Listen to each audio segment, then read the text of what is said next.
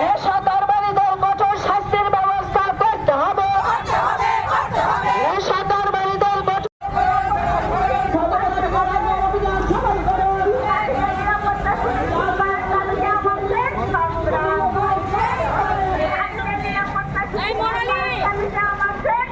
তার মধ্যে কিছু আছে রেপ মানে ধর্ষণ, গণধর্ষণের ঘটনা, কিছু আছে মলেস্টেশন, শারীরিকভাবে নির্যাতন, কিছু আছে শ্লীলতাহানি অথবা নানা ধরনের অপমানকর নির্যাতনের শিকার এই রাজ্যের নারীরা।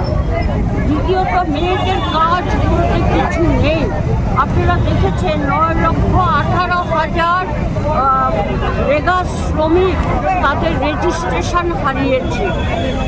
এছাড়া অন্য যে কাজগুলো করতো সে কাজগুলো থেকেও ক্রমশ ছাঁটাই হয়ে যাচ্ছে। হাসপাতালের ক্যাশিয়ার, লেবার, বাগিচা শ্রমিক বা বিভিন্ন ঠিকা কাজে যারা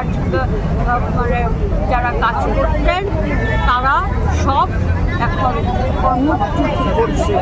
তো মেয়েদের নিরাপত্তা যেমন নেই, অর্থনৈতিক আয় রোজগারের পথ বন্ধ, কাজেই একটা অরাজকতা রাজত্ব চলছে। প্রতিদিন খুন, সন্ত্রাস, অপহরণ, আত্মহত্যা, জেল হেফাজতে হত্যা, আরও নানা ধরনের ঘটনা এই রাজ্যের মধ্যে প্রায় প্রাত্যহিক ব্যাপার।